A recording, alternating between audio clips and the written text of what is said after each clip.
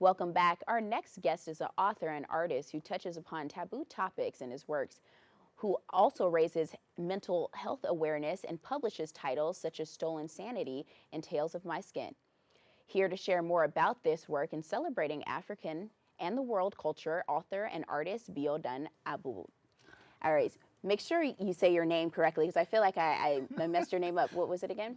Biodun Abudu. Okay, and so these are two of your works that you've published. Yes. That you have published. Congratulations on Thank that. you. Thank Right, you. and I also know that you're from Chicago. Yes. I'm from yes, Chicago. yes. Now talk a little bit about your first book. So Stolen Sanity talks about hardships with the character named Funke. It's a true life story. It gives you an insight on, topics as deep as rape, family neglect, religious topics as well that a lot of people don't want to speak about because, in most African countries, the pastor is always right. You have to do it the right way. We have to pray the stubbornness out of you. So it talks about things like that, and it also talks about things that women go through, whether it's postpartum and not being supported by family members. It also touches on things as far as, like they say, an absent father is as bad as a toxic mother. So these are things that I talk about. And this is from a true story. Yes. Correct. Yes. So it's someone that I knew, and I wrote her story, things that I could relate to as well, some of the topics. So I find interest in writing. Right. And then tell us a little bit about your second book.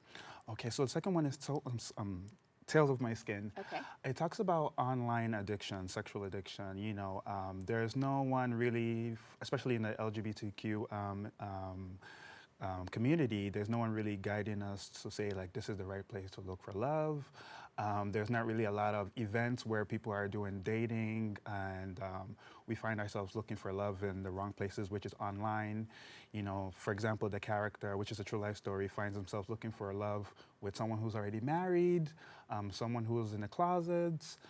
He finds himself looking for love, traveling across the country to someone who he's never met before, putting himself in danger.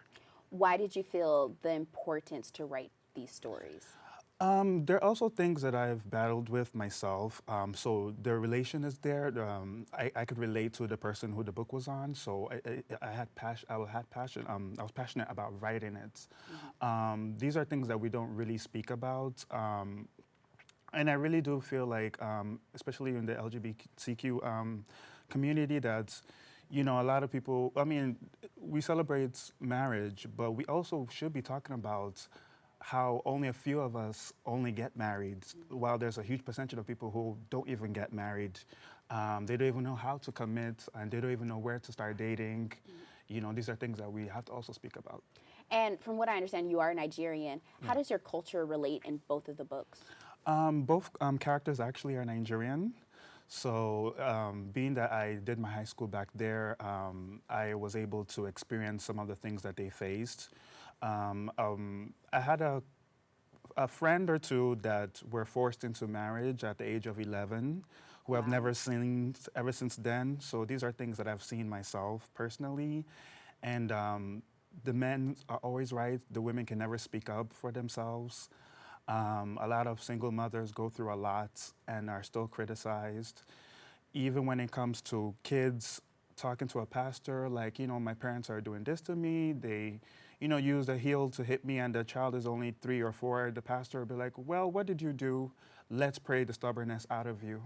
And these are not things that kids should be hearing. They should be, the pastor should be questioning the parents, like, about their actions towards the kids. And when someone reads, or after someone reads this book, what do you want them to reflect on? I want them to reflect on themselves, because a lot of people need some kind of motivation to go out and talk to someone. A lot of people harbor things within themselves, and it's because of fear, or they just don't know how to approach someone and speak about what's bothered them, whether they've been raped. And for example, in our culture, there's not really, in Nigeria, there's not really a lot of avenues where a lot of people who have been raped can talk to someone about it, or centers where someone can speak to them about it. And in the book, it also tells people, like, especially people who don't believe in therapists, because especially the character, she doesn't believe in therapists, because I should say, if she's speaking to a therapist, she wants to make sure it's someone that understands where she's coming from. You know, she doesn't want someone who's just paid to nod their head and say, yes, I understand, when they really don't understand what has happened. They haven't experienced it themselves. So when they read this book, I want them to be able to like speak to the nearest person who's going to hear them and start, you know, the different ways for them to find redemption. And you're an artist. Yes. Is this your artwork? The first one, for both of them, actually, I kind of just sketched it out. I'm not really good with graphics, so I do have two friends that helped me out. Henry, he's on Instagram, I am blank face. He helped me out to bring out the end quality here. So I usually just sketch it out, tell them exactly what I want, where I want the heart, where I want the cross, and they do it exactly like that. We're going to show some of your artwork, and then if you can kind of just tell us. So this artwork that's playing right now, where did you come up with the idea? So this artwork, I called it Lane. It means behind in Yoruba, in Nigeria. So this actually talks about women who, you know, they're raising their kids, they're going through, they're working every day, they're, you know, doing their best to be seen in the community. And part of why I called it Lane is that there's something behind their smiles, whether it's pain, whether they overcame something. So this is something that the artwork talks about. This is so beautiful. Thank you. And I'm sure this is cultural. All of these are cultural. Yes, and you know, just admiring the female body, respecting it, and celebrating it. Why use these type of like images and the dots? And I see that they have like circles. And what is that?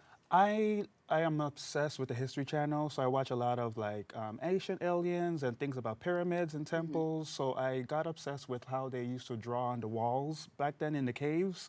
So that's where I got a lot of my inspiration from. So that's why you see a lot of those black silhouettes and dots, especially with this one, the Last Supper, especially with the inscriptions on the background. So there's like the Egyptian hieroglyphics, and this is just paying homage to women. I feel like women are not really spoken about a lot, especially when it comes to the Bible individuals. You know, we hear about David, Joseph. We don't hear about a lot of women. So that's why I switched it up and made it her Last Supper. Wow. So please tell us where we can find you and what any events or upcoming tours or anything that you have coming up. I have a lot of book signings here and there. I speak a lot at colleges. The best way to keep updated with the events I do are on my Instagram, Biodun Abudu, or on my website. But mainly my Instagram, I update it on Facebook as well, and on Twitter, the same name, Biodun Abudu.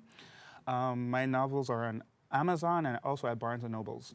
All right. And so you can buy these on Amazon? Yes. All right. Yes. Well, I will definitely check it out. Thank you so Thank much you so for joining much. us. Thank you. To find out more about Biodun, to check out his recent work, visit his website at biodunabudu.com and follow Biodun Abudu on Instagram. Don't go anywhere. More open right after this.